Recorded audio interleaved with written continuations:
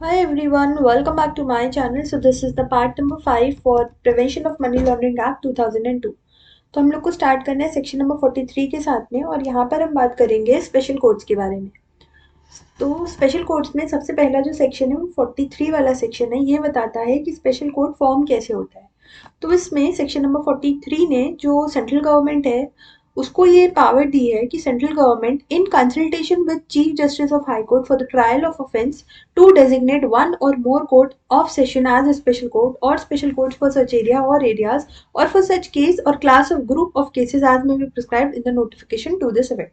तो इसका मतलब सेक्शन नंबर 43 ये बोलता है कि जो सेंट्रल गवर्नमेंट है ना वो प्लस जो चीफ जस्टिस है हाई कोर्ट का उन लोगों के पास में ये पावर रहती है कि वो एक कोर्ट को या एक से ज्यादा कोर्ट को कैसे डेजिग्नेट कर सकते हैं। वो डेजिग्नेट कर सकते हैं उस कोर्ट ऑफ सेशन को एज स्पेशल कोर्ट। और आपका जो section number 43 sub section number 1 है उसमें भी इन्होंने ये बोला हुआ है कि कोर्ट ऑफ सेशन जिसको ये डेजिग्नेट कर दिया कि ये पर्टिकुलर कोर्ट हमारा स्पेशल कोर्ट है उसको हम स्पेशल कोर्ट बोलते हैं। तो इसकी पावर किसके पास दी जाती है? सेंट्रल गवर्नमेंट के पास में दी जाती है। और सेंट्रल गवर्नमेंट क्या करता है? Along with the consultation of what? Chief justice of high court. वो क्या करता है? वो जो है किसी भी एक कोर्ट को एक से ज्यादा कोर्ट को स्पेशल कोर्ट जो है उसका जो मतलब आप कह सकते हो टैग है वो दे देता है। अब यहाँ पर क्या होता है? यहाँ पर होता है trial of offence of money laundering. तो जो भी कोई ऑफेंस मनी लॉन्ड्रिंग में हुआ होता है उस ऑफेंस का वहां पर ट्रायल होता है। उसके बाद में ज्यूरिस्डिक्शन के बारे में हम लोग देख लेते हैं। तो सेक्शन नंबर 44 जो है वो बात करता है ज्यूरिस्डिक्शन के बारे में। तो ये जो सेक्शन नंबर 44 है यहाँ पर यहाँ क्लियरली इन्होंने लिखा हुआ है that it overrides the provisions of code of criminal procedure 1973। तो ये वाला जो सेक्शन नंबर 43 है ना ये ओवरराइड कर देता है जो आपका कोड ऑफ सिविल प्रोसीजर है। और यहाँ पर क्या होता है? यहाँ पर जो भी ऑफेंस है that is punishable under section number 4। तो सेक्शन नंबर 4 आई होप कि आप लोगों को याद होगा इस वाले एक्ट का। तो उसमें क्या था? उसमें पनिशमेंट के बारे में था। तो उसमें पनिशमेंट थी 3 to 7 years और 3 to 10 years विद लिमिट या विदाउट लिमिट। उसके बाद में पूरा था कि क्या पनिशमेंट होगी। तो यहाँ पर वो जो जो पनिशमेंट सेक्शन नंबर 4 में मिलेगी उसकी यहाँ पर बात हो रही है। तो यहाँ पर ये बात हो रही है कि जो भी offence that is punishable under section number 4 ना और वहां उसमें मतलब ऑफेंस हुआ है कोई भी शेड्यूल्ड ऑफेंस हुआ है उसका ट्रायल होगा स्पेशल कोर्ट में। क्योंकि हुआ ये होगा कि पनिशमेंट लगी होगी जो भी मतलब केस होगा और वो सेटिस्फाइड नहीं हुआ होगा तो वो किसके पास जा सकता है? स्पेशल कोर्ट के पास में जा सकता है। तो यहाँ पर उस वाले ऑफेंस की बात हो रही है। ठीक है। तो उसी का जो ट्रायल है वो स्पेशल कोर्ट लेगा। एंड जो भी स्पेशल कोर्ट है वो कौन से वाले स्पेशल कोर्ट में जाएंगे? तो स्पेशल कोर्ट जो भी कॉन्स्टिट्यूट हुआ होगा फॉर द एरिया जहाँ पर ऑफेंस हुआ है तो उस वाले स्पेशल कोर्ट में वो लोग जो है वो जाएंगे। नाउ जो स्पेशल कोर्ट है वो ये देखेगा trying a scheduled offence before the commencement of this act shall continue to try such scheduled offence. तो इसमें जो है ट्रायल जो इस एक्ट से पहले चल रहा था वो बाद में भी चलेगा। इस लाइन का सिंपल सा मतलब यही है। उसके बाद में अगर हम दूसरे पॉइंट पे आए सेक्शन नंबर 44 के तो वो ये बोलता है कॉग्निजेंस ऑफ ऑफेंस। तो कॉग्निजेंस ऑफ ऑफेंस में क्या है? कॉग्निजेंस ऑफ ऑफेंस में ये है कि अगर कोई भी ऑथराइज्ड अथॉरिटी कंप्लेन कर देगी ना स्पेशल कोर्ट के पास में तो फिर स्पेशल कोर्ट उस पर्टिकुलर केस की उस पर्टिकुलर ऑफेंस की कॉग्निजेंस ले लेगा। अब इसमें क्लियरली इन्होंने लिखा हुआ है without the accused being committed it for trial. तो इन्होंने ये बोला है कि यहाँ पर अगर कोई भी ऑथराइज्ड अथॉरिटी एप्लीकेशन देगी ना स्पेशल कोर्ट को तो स्पेशल कोर्ट उस चीज की जो है कॉग्निजेंस ले लेगा। एंड उसमें क्या करेगा? कॉग्निजेंस का मतलब ये हुआ कि वो जो है ना अपना जुडिशियल माइंड उस पर्टिकुलर केस में अप्लाई करना स्टार्ट कर देगा। And without the accused being committed to it for trial. तो मतलब पहले तो वो क्या करेगा? कॉग्निजेंस लेगा। तो इसका मतलब वो एकदम से ट्रायल के लिए नहीं बुलाएगा। वो पहले वहां पर देखेगा जैसे स्पेशल कोर्ट को एप्लीकेशन आई और फिर स्पेशल कोर्ट क्या करेगा? उस पर्टिकुलर केस को स्टडी करेगा उसको देखेगा। now provided that after conclusion of investigation if no offense of money laundering is made out requiring filing of such complaint the said authority shall submit a closure report before the special court। अब इसके बाद में क्या होगा? जैसे special court के पास में authorise authority की एप्लीकेशन आई कि ऐसे ऐसे जो है यहाँ पर ऑफेंस हुआ है मनी लॉन्ड्रिंग में। तो उस केस में जो स्पेशल कोर्ट है ना वो क्या करेगा? उस केस में जो स्पेशल कोर्ट है ना वो उस चीज का वो करेगा स्टडी करेगा पहले तो और उसके बाद में अगर वो इस कंक्लूजन पे पहुंचता है इन्वेस्टिगेशन के बाद में कि यहाँ पर तो कोई ऑफेंस हुआ ही नहीं है, मनी लॉन्ड्रिंग का फालतू में कंप्लेन आई थी, तो उस केस में जो है वो उस एप्लीकेशन को, उस रिपोर्ट को क्लोज कर देंगे।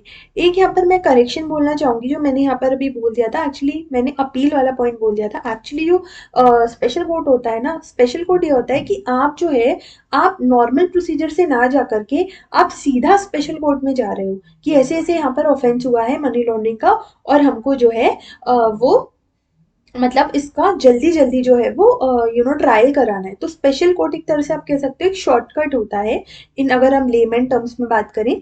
जो उसमें नॉर्मल प्रोसीजर चलता है ना, पहले प्रोविजनल अटैचमेंट, फिर कंफर्म अटैचमेंट, उसके बाद में आपका सीजर, तो वो चीज़ यहाँ पर नहीं होती। यहाँ पर जो है सीधा किसी ने भी अगर ऑफेंस किया ना, ऑथराइज अथॉरिटी कंप्लेन करेगी स्पेशल कोर्ट को, एंड फिर वो जो स्पेशल कोर्ट है वो उस चीज़ की कॉग्निजेंस लेगा, उसमें इन्वेस्टिगेशन करेगा, एंड फिर ये कंक्लूड करेगा कि यहाँ पर एक्चुअली जो है वो मनी लॉन्ड्रिंग हुई है या नहीं हुई है। उसके बाद में अगर हम आए अपने ट्रांसफर वाले केस पे, तो इस वाले पॉइंट में ये है कि ट्रांसफर वाले केस में कि अगर कोई भी और अदर कोर्ट ने इस चीज़ की कॉग्निजेंस ले रखी है ना, तो वो क्या करेगा, वो सारी की सारी वो चीज़ें, वो जो भी उसके उसके पास में, अदर कोर्ट के पास में जो भी चीज़ें होंगी ना, तो वो ट्रांसफर कर देगा स्पेशल कोर्ट को, और फिर वो जो स्पेशल कोर्ट है वो जहाँ उस पर्टिकुलर कोर्ट ने उस प्रोसीडिंग को छोड़ा था, वो वहां से उसको कंटिन्यू करेगी। So if the court which has taken cognizance of the scheduled offence is other than a special court which has taken cognizance of the complaint of the offence of money laundering under subclause number B, it shall on application by the authority authorized to file a complaint under this act commit the case relating to scheduled offence to the special court, and the special court shall on receipt of such case proceed to deal with from the stage eight which it is committed. तो जहां तक जो है transfer हुआ है, जिस stage से transfer हुआ है, तो फिर वो जो है उस स्टेज से जो स्पेशल कोर्ट है वो अपनी ऑफेंस, अपनी जो ट्रायल है उसको चलाएगी। उसके बाद में जो भी ट्रायल है that should be conducted as per the code of criminal procedure 1973। तो जो भी कोड होगा क्रिमिनल प्रोसीजर में, मतलब कोड ऑफ क्रिमिनल प्रोसीजर में जो भी आपके पावर्स हैं, प्रोसेसेस हैं ट्रायल्स के, वो जो होंगे that will be as it is applicable to this. तो अगर मैं इसका अभी तक का 43 और 44 जल्दी जल्दी रिवाइज कराऊं, तो पहला 43 में उन्होंने ये बोला है कि यहाँ पर जो है central government chief justice of high court के साथ में फॉर्म कर दी है स्पेशल कोर्ट को। अब सेंट्रल गवर्नमेंट के पास में ये पावर होती है कि वो किसी एक को, एक से ज्यादा कोर्ट को डेजिग्नेट कर सकती है आज स्पेशल कोर्ट। यहाँ पर जो भी ऑफेंसेस होते हैं वो सेक्शन नंबर 4 वाले होते हैं। सेक्शन नंबर 4 वाले वही जिसमें पनिशमेंट मिल रही है मनी लॉन्ड्रिंग के लिए। उसके बाद में सेक्शन नंबर 44 में इन्होंने क्या बताया, सेक्शन नंबर 44 में इन्होंने ये बताया कि यहाँ पर जो भी ऑफेंस पनिशेबल होता है अंडर सेक्शन नंबर 4 उसका ट्रायल होता है। एंड यहाँ पर जो कॉग्निजेंस है वो कैसे लेता है स्पेशल कोर्ट, तो कॉग्निजेंस के लिए स्पेशल कोर्ट ये करता है कि पहले तो उसको एप्लीकेशन आती है किसी ऑथराइज्ड अथॉरिटी से, उसके बाद में वो कॉग्निजेंस लेता है उसकी अंडर सेक्शन नंबर 3। और फिर उसके बाद में अगर वो जैसे इन्वेस्टिगेशन कर रहा है, इन्वेस्टिगेशन करते टाइम उसको ये पता लगा है कि यहाँ पर तो कोई मनी लॉन्ड्रिंग हुई नहीं है, तो फिर वो उस रिपोर्ट को वहीं पर क्लोज कर देता है।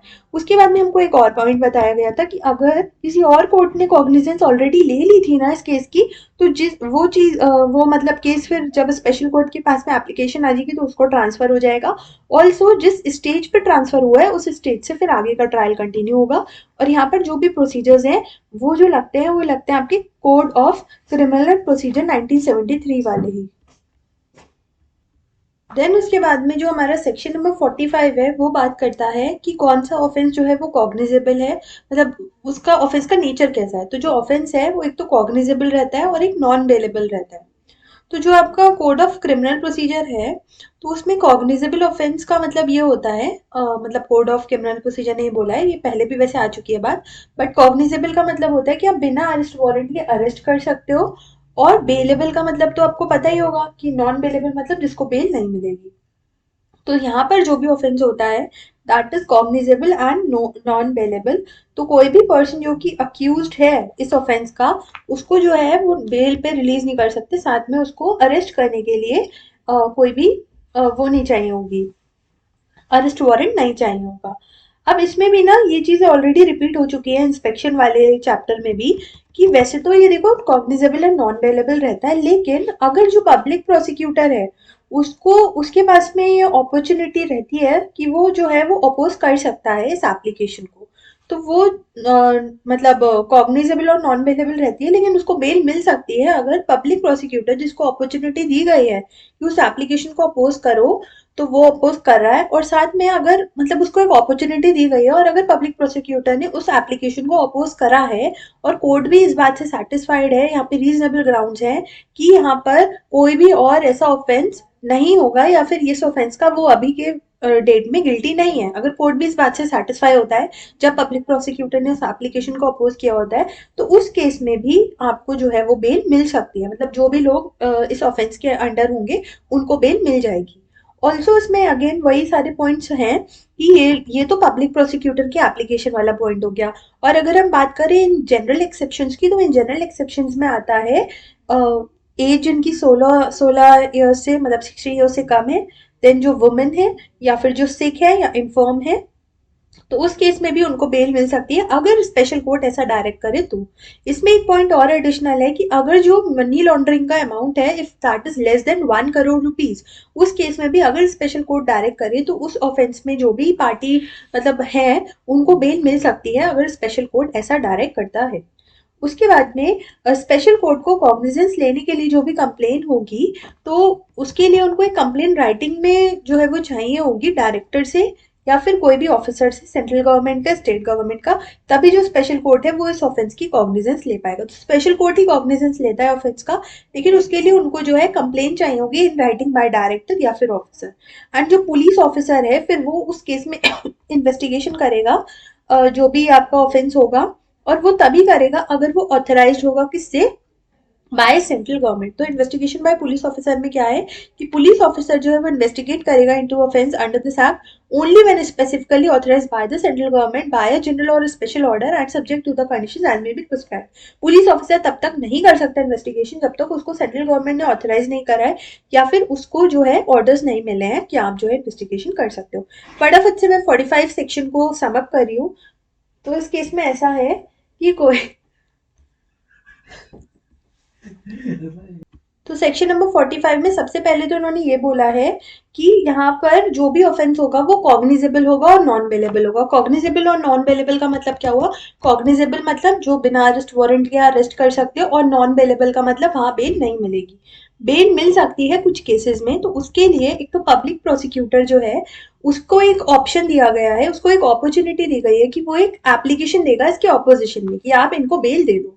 तो उस केस में अगर पब्लिक प्रोसिक्यूटर उस एप्लीकेशन को अपोज करता है और कोर्ट भी इस बात से सेटिस्फाई होता है कि ये जो पर्सन है ये यहाँ पर इस ऑफेंस का गिल्टी नहीं है या फिर ये आगे इन फ्यूचर भी ये वाला ऑफेंस कमिट नहीं करेगा, उस केस में उस पर्सन को बेल मिल जाएगी। उसके अलावा कुछ जनरल एक्सेप्शंस भी हैं। जनरल एक्सेप्शंस जो है वो है एक तो वुमेन को, फिर उन लोगों को जो 16 साल से कम की एज के हैं, या फिर जो सिक है या इन्फर्म है, तो इन लोगों को भी ये जनरल एक्सेप्शन है कि इन लोगों को जो है अगर स्पेशल कोर्ट ऐसा डायरेक्ट करे, वर्ड पे ध्यान देना, स्पेशल कोर्ट अगर डायरेक्ट करे तो वो जो है बेल मिल सकती है। यहाँ पर एक पॉइंट और है कि अगर जो अक्यूज अमाउंट है if that is less than 1 crore rupees, उस केस में भी अगर स्पेशल कोर्ट डायरेक्ट करे तो उस पर्सन को जो गिल्टी था इस चीज का जिसके ऊपर इन्वेस्टिगेशन चल रही थी उसको बेल मिल सकती है। साथ में स्पेशल कोर्ट कॉग्निजेंस तभी लेगा इस ऑफेंस की अगर उसको राइटिंग में एक कंप्लेन मिलती है डायरेक्टर से या किसी भी ऑफिसर से गवर्नमेंट के, और जो पुलिस ऑफिसर है फिर उसकी इन्वेस्टिगेशन का यहाँ पर इन्होंने दिया था कि पुलिस ऑफिसर तभी इन्वेस्टिगेट करेगी मैटर्स में अगर उसको स्पेशल कोर्ट ने ऑथराइज करा है, और स्पेशल कोर्ट ने जनरली या स्पेसिफिक कैसा भी ऑर्डर देके वो पुलिस इंस्पेक्टर को ऑथराइज कर सकती है इन्वेस्टिगेशन के लिए, और उसमें रूल्स वगैरह भी दे सकती है जो पर्टिकुलर प्रोसेस पुलिस ऑफिसर को फॉलो करना होगा। So this was all about section number 45। फिर उसके बाद में जो सेक्शन नंबर 46 है ना वो बताता है कि जो भी पब्लिक प्रोसिक्यूटर होगा, तो इसमें मतलब जो भी प्रोविजंस है ना कोड ऑफ क्रिमिनल प्रोसीजर वाले, वो जो भी प्रोसीडिंग्स होंगी स्पेशल कोर्ट की उसको लगेंगी, और जो स्पेशल कोर्ट है उसको हम कोर्ट ऑफ सेशन मानेंगे, और जो भी प्रोसिक्यूटर होगा ना, तो जो भी पर्सन कंडक्ट कर रहा होगा प्रोसिक्यूशन स्पेशल कोर्ट के आगे वो पब्लिक प्रोसिक्यूटर होगा, और सेंट्रल गवर्नमेंट भी अपॉइंट कर सकती है किसी भी केस में ग्रुप ऑफ पर्सन को एज अ पब्लिक प्रोसिक्यूटर। और सेक्शन नंबर 47 एम्पावर करता है कि हाई कोर्ट को जो भी powers code of criminal procedure में है वो उसको एक्सरसाइज करनी पड़ेगी that are related to appeal and revision, और इस तरह से होंगी जैसे कि वो एक स्पेशल कोर्ट है विद इन इट्स लिमिट, मतलब विद इन इट्स ज्यूरिसडिक्शन। तो उस तरह से जो हाई कोर्ट है उसको पावर्स मिलेंगी। So that these two sections are not very important. उसके बाद में हमारा आता है रेसिप्रोकल अरेंजमेंट। अब रेसिप्रोकल अरेंजमेंट के लिए उन्होंने स्टार्ट करने से पहले कुछ डेफिनेशंस दी हैं। तो पहला तो उन्होंने दिया है करस्पॉन्डिंग लॉ। तो करस्पॉन्डिंग लॉ का मतलब हुआ कि जो लॉ फॉरेन कंट्री में है that is dealing with the offence corresponding to any of the scheduled offences. तो मतलब जैसे कोई भी शेड्यूल्ड ऑफेंस यहाँ पर है तो उसका लॉ दूसरी कंट्री में, फॉरेन कंट्री में क्या है, that is the corresponding law. उसके बाद में जो ऑफेंस है ऑफ क्रॉस बॉर्डर इम्प्लीकेशन, तो उसका मतलब है कि जो एक बार आपने शेड्यूल्ड ऑफेंस करा और फिर उसको क्या कर दिया, ट्रांसफर कर दिया। अब इसमें ना दो सिनारियोज बनते हैं।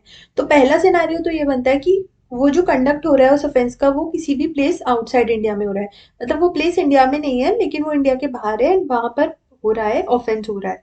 और जो अगर इंडिया में होता, वो अभी इंडिया में तो नहीं हो रहा है, लेकिन अगर वो ऑफेंस इंडिया में होता तो वो शेड्यूल्ड ऑफेंस के अंदर काउंट होता। और जो भी उसकी प्रोसीड्स हैं वो ट्रांसफर करी जा रही हैं इंडिया में। ठीक है, मतलब यहाँ पर ऑफेंस तो बाहर हुआ है लेकिन उसकी जो प्रोसीडिंग्स हैं they are transfer to India. तो यहाँ पर सिनेरियोज ये बने हैं कि जो ऑफेंस है वो तो बाहर हुआ है, लेकिन अगर वो इंडिया में होता तो वो शेड्यूल्ड ऑफेंस में माना जाता। शेड्यूल्ड ऑफेंस आपको याद होगा ना, part A, part B, part C, जो शेड्यूल है उसका। और उसकी जो प्रोसीड्स हैं वो भी इंडिया में ट्रांसफर हुई हैं। तो एक तो वो हो गया scenario offences of cross border implication का। दूसरा जो पार्ट बनता है तो उसमें ये बनता है कि कोई भी जो शेड्यूल्ड ऑफेंस हुआ है ना इंडिया में, एंड जो भी उसकी प्रोसीडिंग्स है, प्रोसीजर ऑफ क्राइम है, जो भी उसका पार्ट है, वो या तो अटेम्प्ट हुआ है या ट्रांसफर करा गया है आउटसाइड इंडिया। मतलब यहाँ पर सेकंड वाले सिनेरियो में ये हुआ है कि ऑफेंस इंडिया में हुआ है एंड जो उसकी प्रोसीजर ऑफ क्राइम है या उसका पार्ट है उसको हमने या तो अटेम्प्ट किया है, मतलब हमने कोशिश करी है, या हमने ट्रांसफर ही कर दिया उन प्रोसीडिंग्स को, कहा, इंडिया के बाहर। एक बार मैं इसको रिपीट करती हूँ, offence of cross border implication, क्योंकि इसी से ही ये जो सेक्शन है स्टार्ट होने वाले हैं। So this is the base. तो इसमें ऐसा हुआ है, पहला तो केस इसमें ऐसा बनता है कि वो जो कंडक्ट हुआ था ऑफेंस का वो हुआ था इंडिया के बाहर, लेकिन वो अगर इंडिया में होता ना तो हम उसको मानते कि वो शेड्यूल्ड ऑफेंस है। और जो उसकी प्रोसीड्स है, अगर वो जैसे इंडिया के बाहर ही होता और इंडिया से उसका कोई नाता नहीं होता तो उससे क्या मतलब था। लेकिन यहाँ पर मतलब इसलिए बढ़ रहा है क्योंकि यहाँ पर जो प्रोसीड हुई है ना उस ऑफेंस को करके वो इंडिया में ट्रांसफर हुई है। दूसरा सिनेरियो ये बनता है कि स्केड्यूल्ड ऑफेंस इंडिया में हुआ है, जो उसकी प्रोसीड्स है उसको अटेम्प्ट करा गया है। यहाँ पे वर्ड पे ध्यान दीजिएगा, अटेम्प्ट टू बी ट्रांसफर, या तो ट्रांसफर कर दिया या फिर वो अटेम्प्ट टू बी ट्रांसफर, कोशिश करी गई है कि उसको आप ट्रांसफर कर दो आउटसाइड इंडिया। ठीक है, तो ये दोनों आपकी जो ऑफेंसेज हैं these are offences of cross border implication. उसके बाद में यहाँ पर एक एग्जाम्पल है, इसको एक बार मैं पढ़ लेती हूँ। तो उसमें यह है कि मिस्टर रोहित जो है वो एम्प्लॉयमेंट में है जर्मनी में 3 साल के लिए, और वो इन्वॉल्व थे किसी ऑफेंस में जर्मनी में। The conduct which would have been considered as an offense in India as well if it had been committed in India। तो जो रोहित है वो जर्मनी में है 3 साल के लिए, और रोहित ने ऑफेंस कहाँ करा, जर्मनी में करा। लेकिन वो ऑफेंस ऐसा है, मतलब वो जो पर्टिकुलर उसने एक्ट किया है वो ऐसा है कि वो अगर इंडिया में होता ना तो उस ऑफेंस को हम शेड्यूल्ड ऑफेंस की डेफिनेशन में मानते।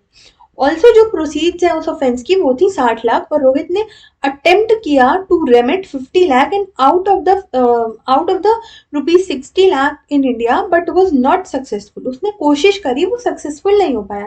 यहाँ पर उसने सिर्फ अटेम्प्ट किया। तो जो गवर्नमेंट है इंडिया की वो उसने उस ऑफेंस को हेल्ड कर दिया offence of cross border implication. तो क्या ये बात ठीक है? तो यहाँ पर इन्होंने पूछा है कि क्या ये बात ठीक है। तो यहाँ पर आंसर में देखो, आपको पहले पूरा का पूरा ये लिखना है।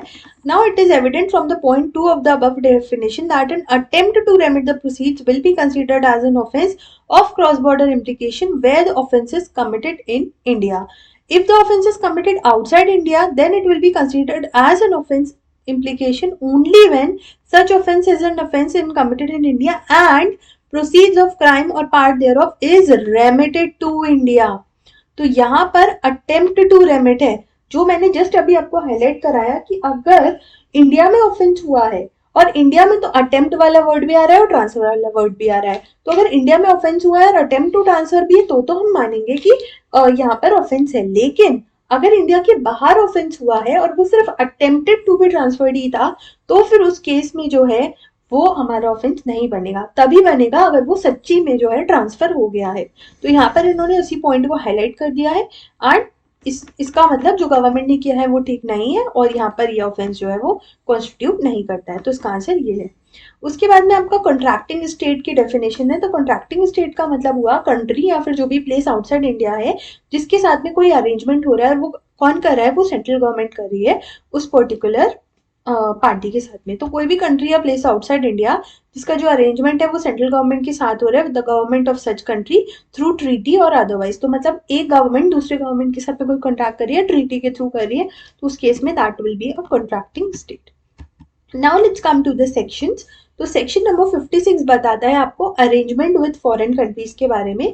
तो इसमें क्या होता है ना, इसमें जो पार्टिसिपेटिंग होता है, पार्टिसिपेट जो पार्टी करती है that is the central government. तो सेंट्रल गवर्नमेंट क्या करती है ना, जो गवर्नमेंट होती है ना हमारे कॉन्ट्रैक्टिंग स्टेट की, उसके साथ में एक अग्रीमेंट में आती है कि आओ हम दोनों मिल करके ये वाला जो एक्ट है इसके प्रोविजंस को एनफोर्स करते हैं और जो भी इंफॉर्मेशन होगी ना ये ऑफेंस वगैरह वाली, उसको हम क्या करेंगे, एक्सचेंज करेंगे एक दूसरे से।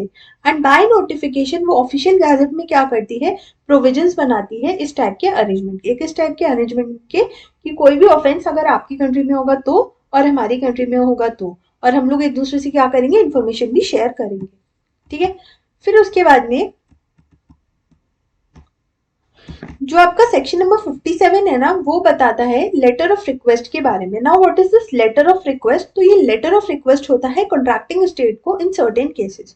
तो इसमें ये होता है कि एप्लीकेशन जो है वो कौन करता है, इन्वेस्टिगेटिंग ऑफिसर करता है, जो कि सुपीरियर या फिर कोई भी ऑफिसर जो सुपीरियर है किसको करता है, स्पेशल कोर्ट को करता है। और वो ये बोलता है कि हमको जो है stating evidence in relation to any investigation available in the contracting state. तो एक सिचुएशन आप इमेजिन करो कि यहाँ पर कोई ऑफेंस जो है वो इंडिया में हुआ है, मनी लॉन्ड्रिंग का कोई ऑफेंस इंडिया में हुआ है, उसकी चल रही है इन्वेस्टिगेशन।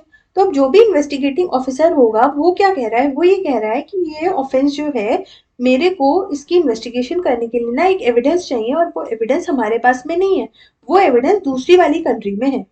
तो वो क्या करेगा, वो जो इन्वेस्टिगेटिंग ऑफिसर है वो जाएगा स्पेशल कोर्ट के पास में और वो बताएगा कि मुझे ये एविडेंस जो है वो चाहिए।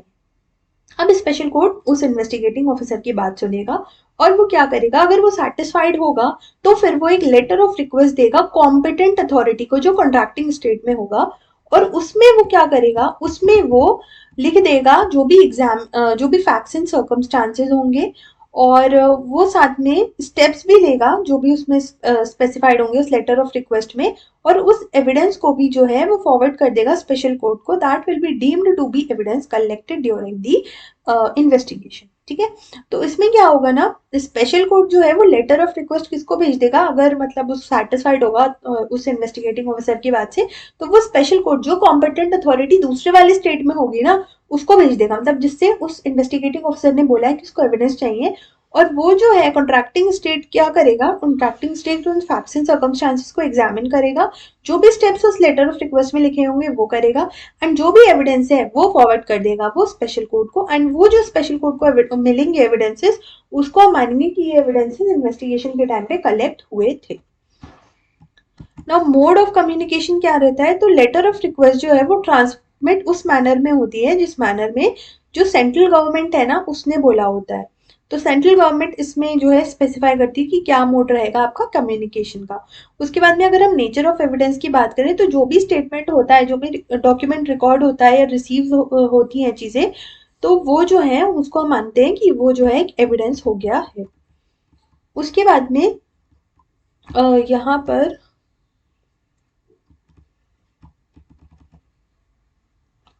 यहाँ पर इन्होंने उसी चीज को ना एक समराइज फॉर्म में कर दिया है कि कब होगा, जब स्पेशल कोर्ट जो है कोई एप्लीकेशन रिसीव करता है, किससे करता है, फ्रॉम इन्वेस्टिगेटिंग ऑफिसर या फिर कोई भी और ऑफिसर जो इन्वेस्टिगेटिंग ऑफिसर से ऊपर वाली रैंक का है, एंड अगर वो इस ओपिनियन का होता है कि होनी चाहिए और वो सेटिस्फाइड भी होता है उसकी एप्लीकेशन से, तो फिर वो एक लेटर ऑफ रिक्वेस्ट दे देते हैं कॉम्पिटेंट अथॉरिटी को कॉन्ट्रैक्टिंग स्टेट के, कि आप जो है प्लीज ये सब चीज कर दो। ठीक है। तो हमारा अभी तक सेक्शन नंबर 56 जो था और 57 जो था वही मैंने डिस्कस किया। एक बार मैं इसको बता देती हूँ मैंने अभी तक क्या बताया। तो सेक्शन नंबर 56 में तो हमने पहले तो ये बताया कि जो सेंट्रल गवर्नमेंट है ना, वो जो हमारी फॉरेन कंट्री वाली गवर्नमेंट है उसके साथ में कॉन्ट्रैक्ट में आती है कि आओ हम लोग इस जो भी मतलब एक्ट है उसके प्रोविजंस को एनफोर्स करें, और वो लोग ऐसा कैसे करते हैं, माया issuing an official gazette and उसके लिए प्रोविजंस बनाते हैं और इन्फॉर्मेशन भी एक्सचेंज करें। फिर उसके बाद में 57 में ये बोला कि अगर इन्वेस्टिगेशन के दौरान जो इन्वेस्टिगेटिंग ऑफिसर है उसको ऐसा लगता है कि मुझे कोई एविडेंस जो है वो दूसरे वाले स्टेट से चाहिए, तो वो क्या करेगा, वो जाएगा स्पेशल कोर्ट के पास में, उसका एप्लीकेशन देगा। अगर स्पेशल कोर्ट इस बात से सेटिस्फाइड होगा, वो लेटर ऑफ रिक्वेस्ट किसको दे देगा, कॉम्पिटेंट अथॉरिटी को, जो दूसरे वाले स्टेट में है। और फिर वो जो दूसरा वाला स्टेट है वो क्या करेगा, वो उसको जो भी फैक्ट सर्कमस्टांसेस होंगे, जो भी स्टेप्स लिखे होंगे, जो भी एविडेंस होगा, वो स्पेशल कोर्ट को दे देगा। उसके बाद में आता है आपका सेक्शन नंबर 58। तो सेक्शन नंबर 58 में क्या है, सेक्शन नंबर 58 में बात हो रही है assistance to contracting state in certain cases. Now 57 में तो ये थी कि हमें दूसरे कॉन्ट्रैक्टिंग स्टेट की जरूरत थी, इंडिया में ऑफेंस हो रहा था, इन्वेस्टिगेशन भी इंडिया में हो रही थी और हमें बाहर से एविडेंस मंगाना था। नाउ व्हाट इफ अगर बाहर वाले को हमारी जरूरत है, तो उस केस में यहाँ पर बात हो रही है assistance to contracting state in certain cases. तो यहाँ पर ना हमारे लिए जो जैसे हमने एक टर्म यूज किया था ना हमें, कॉम्पिटेंट अथॉरिटी इन कॉन्ट्रैक्टिंग स्टेट, तो अगर हम इंडिया की बात करें तो यहाँ पर हम कॉम्पिटेंट अथॉरिटी मानते हैं सेंट्रल गवर्नमेंट को। तो सेंट्रल गवर्नमेंट के पास में क्या होगा, जैसे सपोज यही सिनारियो 57 वाला इंडिया के लिए होता कि बाहर वाली किसी कंट्री ने इंडिया से एविडेंस मांगा है, तो ये उस केस के लिए हो रहा है। तो उस केस में जो भी कॉन्ट्रैक्टिंग स्टेट है तो वो हमें क्या करेगा, वो हमें लेटर ऑफ रिक्वेस्ट भेजेगा। तो ये लेटर ऑफ रिक्वेस्ट कौन रिसीव करेगा, सेंट्रल गवर्नमेंट रिसीव करेगी, किससे, कॉन्ट्रैक्टिंग स्टेट से। और उसमें क्या करा होगा उन्होंने, कोई भी रिक्वेस्ट करी होगी, जो भी उनको चीजें चाहिए होंगी, request for investigation into an offence or proceedings under this act. And जो सेंट्रल गवर्नमेंट है फिर वो क्या करेगा, सेंट्रल गवर्नमेंट जब रिसीव कर लिया तो वो फॉरवर्ड करेगा जो भी वहां से लेटर ऑफ रिक्वेस्ट आया किसको, स्पेशल कोर्ट को, या उसको कोई और अगर कॉम्पिटेंट अथॉरिटी मिलती है कि देखो ऐसे ऐसे जो है बराबर वाली कंट्री ने या कॉन्ट्रैक्टिंग स्टेट ने हमको ऐसे ऐसे ये लेटर ऑफ रिक्वेस्ट भेजा है, अब आप बताइए कि इस केस में क्या होना है। ठीक है, तो एक एग्जाम्पल से हम लोग ये देख लेते हैं तो ये क्लियर हो जाएगा। इसमें मिस्टर ए जो है वो सब्जेक्टेड है to investigation under the PMLA on account of information of bank accounts in tax haven country act जो है which is stuffed with money earn from extortion. In this regard, Mr. Rai, the investigating officer investigating this case, is of the opinion that certain information such as number of accounts, details of transaction may be available in the country X. Hence, he has made an application to the special court seeking permission to write letter to competent authority of country X to seek information. तो इसमें ये हुआ है कि mister A जो है वो India के ही सिटीजन है और उनकी जो है इन्वेस्टिगेशन चल रही है, उन्होंने टैक्स हेवन मतलब उनका चल रहा है जो मनी लॉन्ड्रिंग, मतलब उनका ये हुआ है कि मनी लॉन्ड्रिंग की उनकी इन्वेस्टिगेशन चल रही है क्योंकि जो बैंक अकाउंट है वो टैक्स हेवन में है। तो कंट्री एक्स जो है वो उसी टाइप के पैसे से भरी हुई है, एक्सटॉर्शन वाली। तो इसलिए जो इन्वेस्टिगेटिंग ऑफिसर है ना मिस्टर राय, वो ये कहते हैं कि एक बार एक काम करते हैं, इस वाली कंट्री से और हम एविडेंस मंगा लेते हैं। तो फिर वो क्या करेंगे, जो भी सेक्शन नंबर 57 का प्रोसीजर था ना, letter of request to the contracting to the competent authority in the contracting state, उसको ऐसे ऐसे करके वो भेजेंगे। उसके लिए उन्हें अप्लाई करना होगा स्पेशल कोर्ट को, अगर वो सेटिस्फाई होगी तो वो लेटर ऑफ रिक्वेस्ट किसको भेज देगी, कॉम्पिटेंट अथॉरिटी को भेज देगी। उसके बाद में आपका अनदर सेक्शन आता है, that is section number 58A और 58B। तो 58A क्या है, special court to release the property. अब इसमें ये होता है कि अगर कोई क्रिमिनल केस जो है वो क्लोज हो गया है और अगर कोर्ट को ऐसा लगता है कि जो ऑफेंस है मनी लॉन्ड्रिंग का वो हुआ ही नहीं था, या फिर वो जो प्रॉपर्टी थी वो इन्वॉल्व ही नहीं थी मनी लॉन्ड्रिंग में, तो वो अगर कंसर्न पर्सन ने एप्लीकेशन दी है कि आप प्लीज हमारी प्रॉपर्टी को रिलीज कर दो, तो वो स्पेशल कोर्ट क्या करेगा, उस प्रॉपर्टी को रिलीज कर देगा। मतलब यहाँ पर मनी लॉन्ड्रिंग तो नहीं हुई थी और क्रिमिनल केस भी क्लोज हो गया है, तो यहाँ पर क्या हो रहा है, रिलीज हो रहा है किसका, प्रॉपर्टी का। उसके बाद में 58B में क्या है, 58B में है letter of request of a contracting state for confiscation और रिलीज ऑफ द प्रॉपर्टी। तो अभी तक 57 और 58 में तो ये लोग सिर्फ एविडेंस मांग रहे थे, अब यहाँ पर ये लोग क्या कर रहे हैं, कॉन्फिस्केशन या फिर रिलीज के बारे में बोल रहे हैं।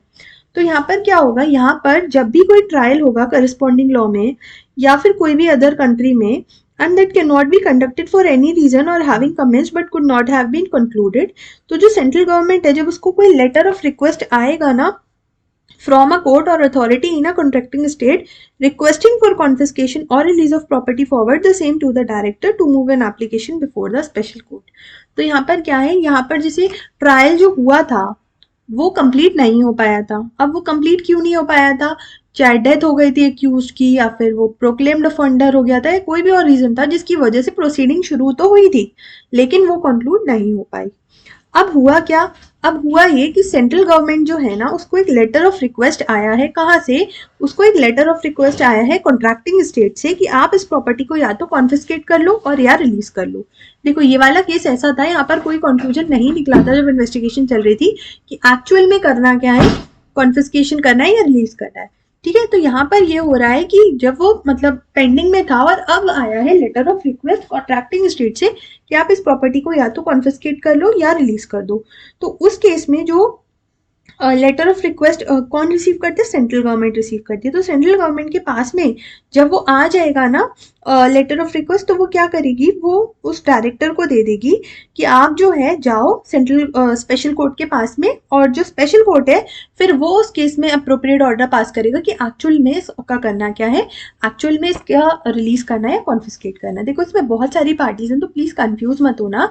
यहाँ पर ये हुआ है सेंट्रल गवर्नमेंट तो लेटर ऑफ रिक्वेस्ट रिसीव करेगी, फिर central government direct special court के पास ना जा करके डायरेक्टर के पास जाएगी, क्योंकि डायरेक्टर ही तो जो इन्वेस्टिगेशन था वो कर रहा था। फिर डायरेक्टर को जब वो रिसीव हो जाएगा तो डायरेक्टर जाएगा स्पेशल कोर्ट के पास में, और स्पेशल कोर्ट डिसाइड करेगा कि इस प्रॉपर्टी का करना है क्या, उसको रिलीज करना है या कॉन्फिस्केट करना है। उसके बाद में आपका आता है सेक्शन नंबर 59। तो सेक्शन नंबर 59 बात करता है, इसको एक काम करती हूँ मैं, नेक्स्ट वीडियो से स्टार्ट करती हूँ सेक्शन नंबर 59 से, और नेक्स्ट वीडियो में जो है ये कंप्लीट हो जाएगा chapter. Okay, so ending this video here and meet you in the next part.